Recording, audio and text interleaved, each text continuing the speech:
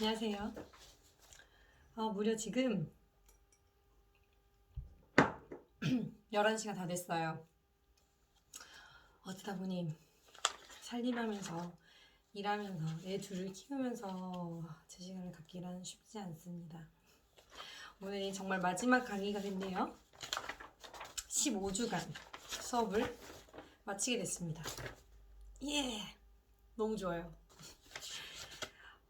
지금 아까 낮에 잠깐 찍다가 말았잖아요. 제가 낮에 몇 번까지 찍었냐면 6번까지 찍었네요.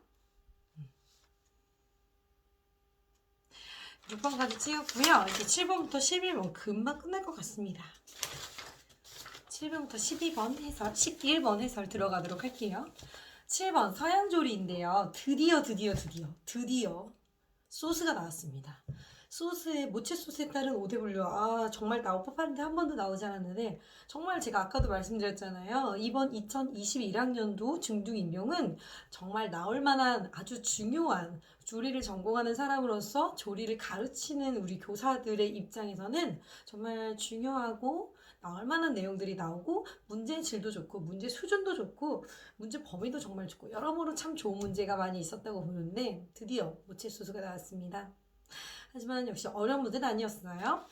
자, 다음은 색상에 따라 양식 소스를 분류한 도표이다. 작성 방법에 따라 서술하시오.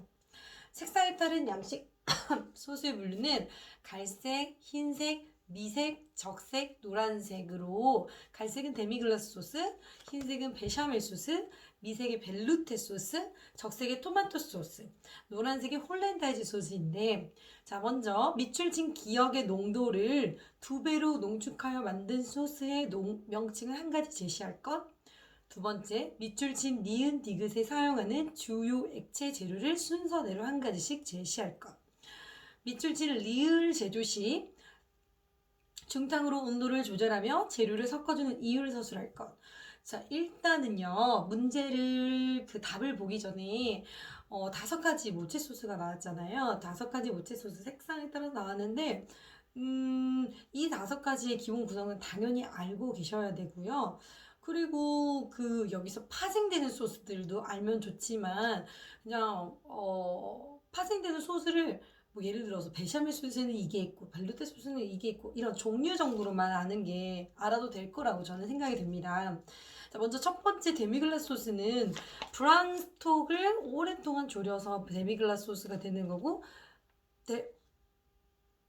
데미글라스 소스가 글라스 비안 소스가 되는 거잖아요. 그걸 얘기하는 거고요. 그 다음에 베샤멜 소스와 벨루테 소스의 차이점은, 베샤멜 소스는 우유와 화이트 루로 만들어지는데, 벨루테 소스는 생선 육수나 치킨 스탁, 화이트 스탁 이런 것들을 가지고, 흰 송아지 스탁 같은 것을 가지고 만드는 게 바로 벨루테 소스 있죠. 여기까지는 별로 어렵지 않았습니다. 아니, 사실 문제 자체가 어렵지는 않아요. 왜냐면 또 홀렌다이즈 소스도 조리 기능상 수준의 문제이기 때문에.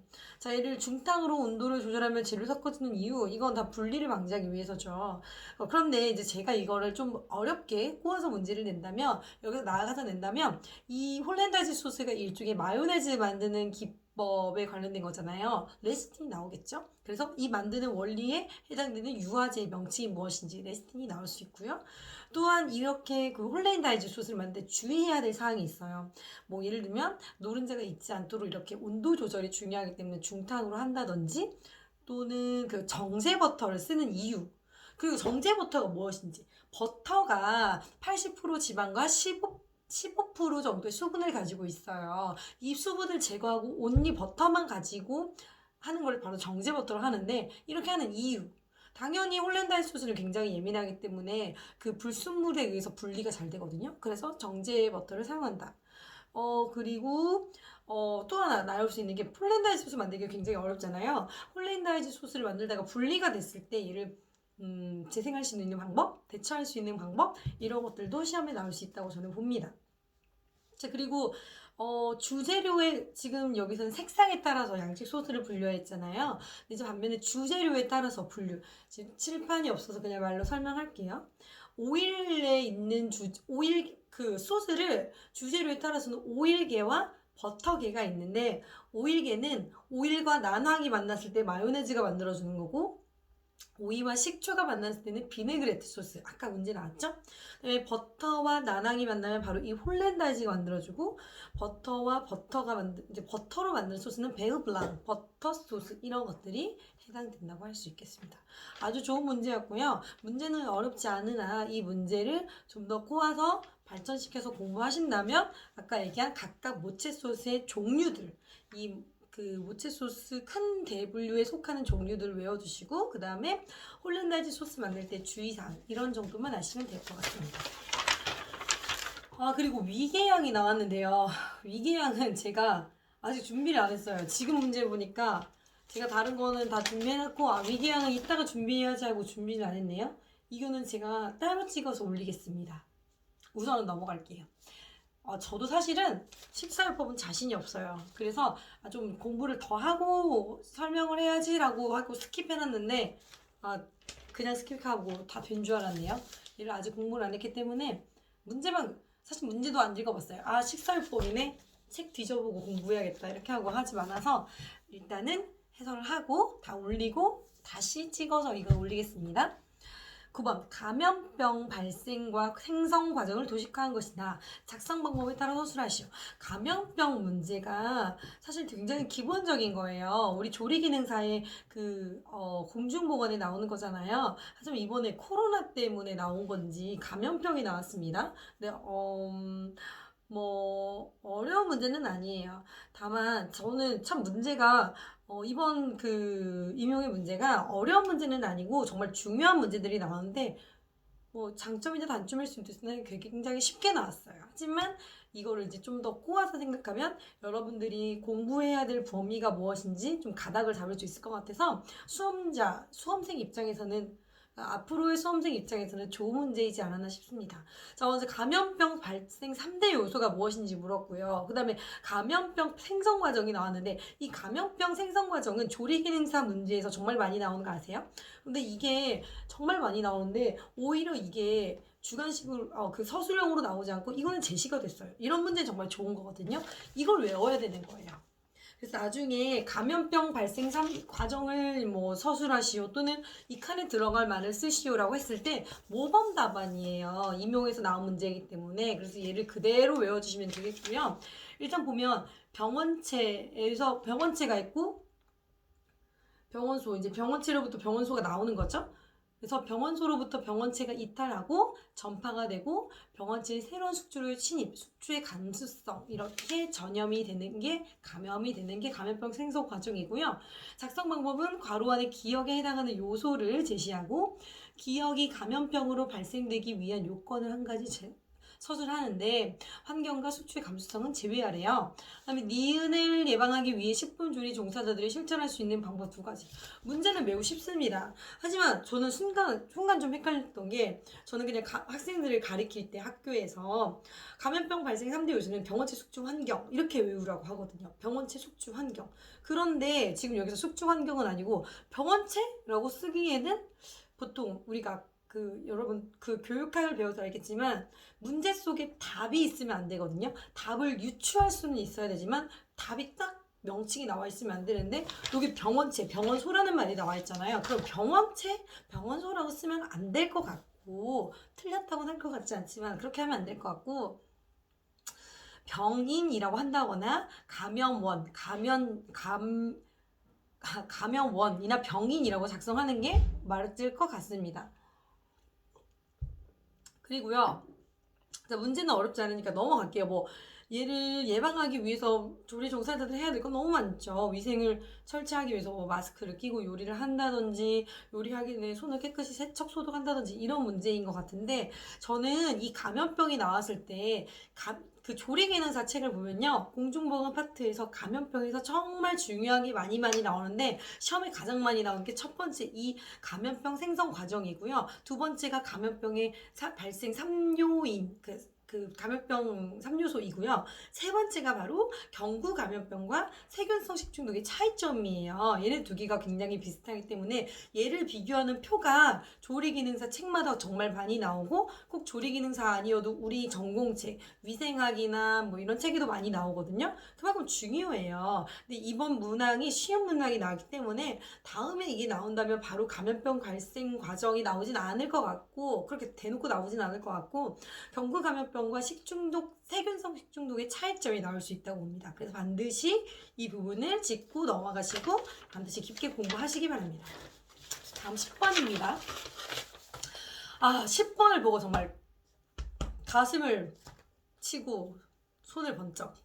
제가 예고했죠. 퍼프 페이스트리 반드시 나올 거라고. 작년 문제 해설하면서 데니시 페이스트리가 작년에 나왔어요. 2020년에 임용에. 그래서 2021년에 퍼프 페이스트리가 나올 수 있다라고 말을 했는데 딱 나왔어요. 그리고 사실 물론 저의 주장일 수 있겠지만 저는 이렇게 기출문제를 분석하고 해설하면서 느끼는 게 내가 예고하는 게 정말 많이 나왔다라고 느끼거든요. 받아들이는 사람은 어쩔지 모르겠으나 제가 봤을 땐 그렇습니다. 그래서 기출문제 분석이 정말 내가 늘 말로만 하는 게 아니라 정말로 중요하구나라고 느껴요. 근데 왜 이렇게 얼굴 이상해 보이지? 스탠드를 하나 더 켜봤는데 전혀 차이점이 없네요.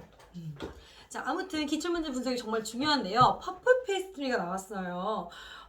그런데 일단은 이번 임용이 그렇지만 어렵진 않아요. 문제는 쉬운데 이제 퍼프 페이스트리 데니시가 나고 퍼프가 나왔거든요. 저는 예전에도 얘기했지만 저는 앞으로는 퍼프와 데니시의 비교하는 게 나올 거라고 생각해요. 일단 퍼프와 데니시가 정말 비슷하지만 다른 점이 있어요. 퍼프와 데니시의 큰 차이점은 퍼프가 먼저예요. 퍼프 페이스트리가 먼저고 이 퍼프 페이스트리를 응용한 게 데니시 페이스트리거든요. 자, 일단 문제를 먼저 읽어보겠습니다. 다음은 퍼프 페이스트리를 만드는 방법의 일부이다. 작성 방법에 따라 서술하시오. 배합표가 나왔네요. 목이 자꾸 갈라지네. 강력분, 달걀, 소금, 유지, 그 다음에 충전용 유지. 반죽기에 강력분, 달걀, 소금, 찬물, 반죽용 유지를 넣고 반죽한다. 반죽을 비닐에 싸서 냉장고에서 2-30분 휴지시킨다. 휴지가 끝난 반죽을 유지를 넣고 감싼다. 감싼 반죽을 직사각형을 밀어서 삼겹 접기를 한다. 다시 반죽을 비닐에 싸서 13분에서 30분 냉장 휴지를 한다. 작성 방법. 밑줄친 기억의 사용 비율이 유지 총량에서 상대적으로 증가했을 때 나타나는 퍼프 페이스트리의 품질 변화를 두 가지 서술할 것. 밑줄친 니은을 실시하는 이유 두 가지를 제시할 것. 저렇게 나와 있습니다. 일단 문제는 보면은 충전율 유지를 90% 사용한다고 나와 있는데 이거보다 많을 때 유지 총량에서 상대적으로 많을 때 어떤 품질의 변화가 생길지가 나왔고요. 그 다음에 냉장 유지를 하는 목적. 근데 저는요 여기서 갖고 와서 왜 강력분을 사용하는지. 보통 퍼프 페이스트리는 지금 이거 제과잖아요. 얘를 퍼프 페이스트리를 다른 말로 뭐라 하는지 아세요? 프렌치파이예요. 우리 좋아하는 프렌치파이라고 하는데, 자, 얘는 제과인데 파이기 때문에 얘를 왜 강력분으로 하는지 이런 거 나올 수 있고요. 그 다음에 그냥 물이 아니고 찬물이에요. 왜 찬물로 반죽하는지 나올 수 있다 보거든요. 일단은 강력분으로 하는 이유는 여러 번 밀어펴기를 하잖아요. 페이스트리는 그 과정에서 글루텐을 형성해가지고 유지가 바깥으로 빠져나오지 않도록 하기 위해서 합니다. 보통 제과는 글루텐이 형성되지 않도록 해야 되는데 이 퍼프 페이스트리 같은 경우에는 글루텐이 형성이 돼서 유지를 꽉 잡아줘야 된다는 말이죠. 그래서 강력분을 사용합니다. 그리고 찬물을 하는 이유는 반죽이 차갑게 돼서 반죽을 차갑게 해서 충전용 유지가 밖으로 나오지 않도록 하는 이유가 있습니다. 그리고 보통 이 퍼프 페이스트는 밀가루와 유지가 1:1이에요. 그래서 지금 여기 보면은 반죽용 유지 10%, 충전용 유지 90%가 들어가고, 그다음에 물이 50%가 들어가는데, 이렇게 1:1로 반죽을 하는데, 상대적으로 유지가 더 많아질 경우에는 유지가 흘러나오는 문제점도 나올 수 있겠죠. 자, 그리고 우리가 휴지를 많이 하잖아요. 퍼프 페이스트리나 데니시는 휴지를 많이 하는데, 휴지를 하는 이유는 먼저 이 페이스트리 같은 경우는 반죽이 덜 되죠. 페이스트리 만들 때 두 가지 반죽법. 이것도 시험 문제에 나올 수 있거든요. 반죽형 반죽과 접기형 반죽이 있어요. 지금 여기서 말하는 거는 접기형 반죽, 프랑스식 반죽이죠. 반죽형 반죽은 파이 만들 때 우리 이렇게 뭐죠? 스크래퍼로 이렇게 다지면서 하는 거 스코틀랜드식이라 하죠. 이 두 가지를 비교하는 거 나올 수 있다고 봅니다. 두 가지를 비교하는 문제가 나온다면 이제 퍼프 페이스트리 나왔으니까 파이가 나올 수도 있겠네요. 자, 어쨌든 휴지를 하는 목적은 대기 조절을 하는 것도 있습니다. 얘네 반죽들이 이제 미러펴를 하면서 냉장고에 살짝 굳힌 다음에 대기를 조절하는 거죠. 유지와 그 반죽의 그 대기 뭐라고 할까 텍스처를 비슷하게 하기 위해서 하는 거고요. 미러펴기를 용이하게 하기 위해서 휴지를 하고요. 또 절단할 때 수축을 방지하기 위해서 휴지를 합니다. 자, 그런데 얘를 만들 때 주의해야 될 사항이 있는데요. 퍼프던 데니시던 페이스트리를 만들 때 주의해야 될 사항은 첫 번째 작업장의 온도예요. 작업장이 더우면 유지가 녹아서 흘러내릴 수가 있기 때문에 작업장의 온도는 20도C 정도가 좋고요. 그 다음에 데니시 페이스트리 같은 경우는 2차 발효도 하게 되는데 2차 발효를 할 때 일반 빵과 비교했을 때 온도와 습도를 낮게 설정해야 됩니다.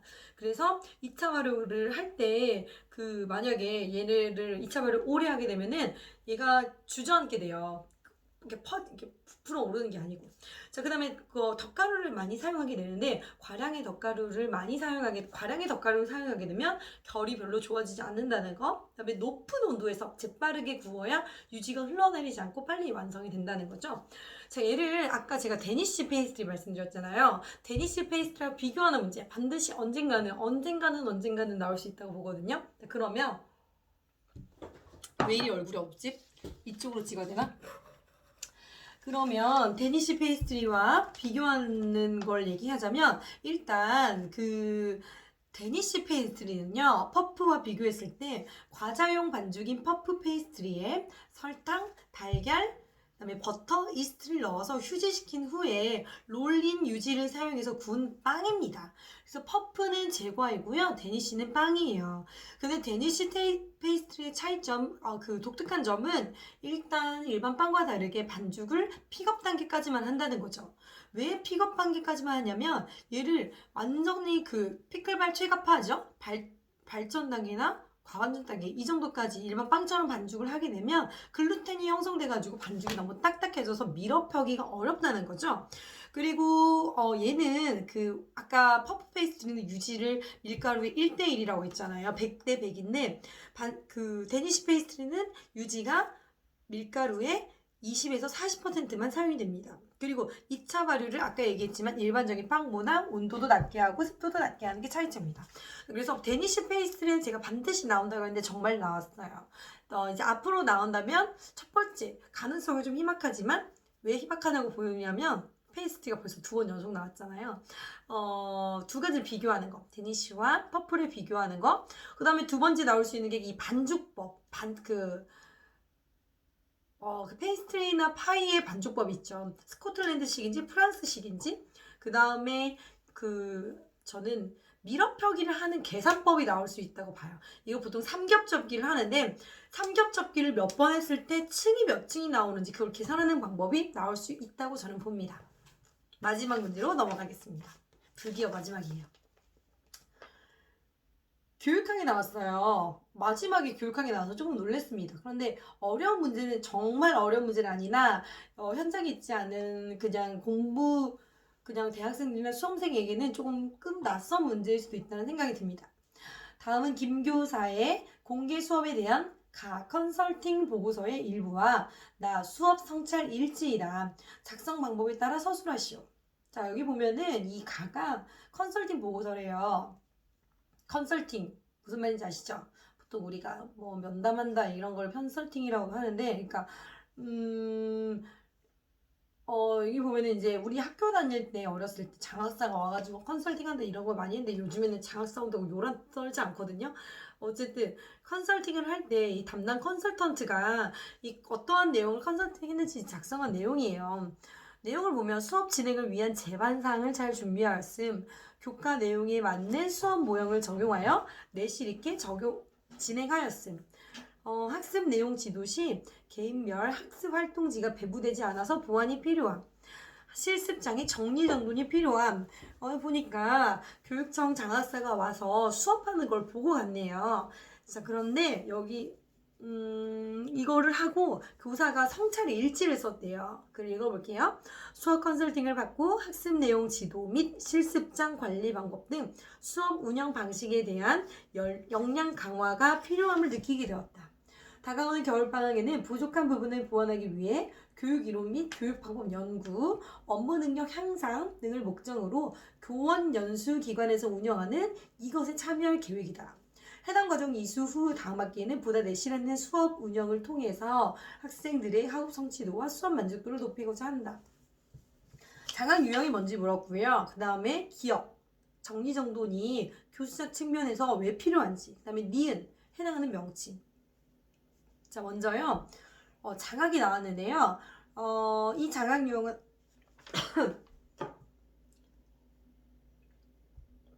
장학은 크게 세 가지가 있습니다. 컨설팅 장학, 자기 장학, 교내 자율 장학. 교육학에서 배우실 텐데요. 컨설팅 장학은 지금 이것처럼 컨설턴트가 와서 컨설팅 해주는 거고요. 자기 장학은 자기 스스로 하는 거예요. 내 수업에 문제가 있는 것 같아. 또는 내가 어떻게 수업하는지 봐야겠어. 해서 자기 스스로 자기 수업을 뭐 촬영을 하든지 어떻게 해서 자기 수업을 스스로 분석하는 게 자기 장학이고요. 교내 자율 장학은 학교에서 하는 거예요. 우리 학교에서 한번 장학을 해보자. 서로 선생님들끼리 맞교환하면서 수업을 한번 컨설턴트를 해보자. 뭐 이런 식으로 하는 거. 그러니까 보통의 사람들이 알고 있는 장학이 바로 컨설팅 장학이고, 여기서 말하는 게 여기서 제시한 게 컨설팅 장학입니다. 그리고 니은, 선생님들이 방학 때 연수 많이 받잖아요. 직무연수를 말하는데 직무연수, 자율연수 여러 가지가 있지만 여기서 말하는 건 직무연수입니다. 그러면 여기서 지금 실습장에 정리정돈이 나와 있는데요. 실습장이 정리정돈이 필요한 이유는 뭐 제가 말하지 않아도 충분히 이걸 듣고 있는 사람들은 알 거라 보는데, 예전에 이거랑 비슷한 문제가 아주 예전에 2003년 뭐 이럴 때 이 비슷한 문제가 나온 적이 있어요. 정확히 제가 기억은 안 나는데 아마 실습장의 정리정돈이 아니고 뭐 실습장의 기구를 실습장 운영을 하기 위해서 실습장을 효율적으로 운영하기 위한 방안을 쓰라고 했나? 뭐 비슷한 문제가 있었는데, 그러니까 저는 이거를 교수자 측면에서 필요성이라기보다는 실습장의 정리정돈을 하기 위해서 학생을 지도하는 방법을 쓰시고 뭐 이런 식으로 하는 게 더 좋을 것 같아요. 필요성은 말할 것도 없죠. 정리정돈이 잘 돼야 우리가 교육을 할 수 있고, 정리정돈도 일종의 교육의 하나이고, 조리에 있어서는 정리정돈, 청결이 너무 중요하잖아요. 그런 내용을 쓰면 될 거라고 봅니다. 여기까지 해서 우리가 2주간 2021학년도 중등학교 교사 임용후보자 선정 경쟁 시험 조리 분야를 기출문제 분석을 완성했습니다. 2020학년도 하고 2021학년도 했어요. 그 현장에서 강의실에서 할 때는 조금 시간이 많이 이거보다 좀 걸렸던 것 같은데 이제 온라인으로 하고 하니까 시간이 많이 단축됐어요. 제가 처음에 2020학년도 하고 2019학년도 2019학년도 A만 했나요? 하다가 2021학년도로 왔는데 지금 이제 우리 15주차가 다 끝나가지고 강의가 끝나게 되었어요.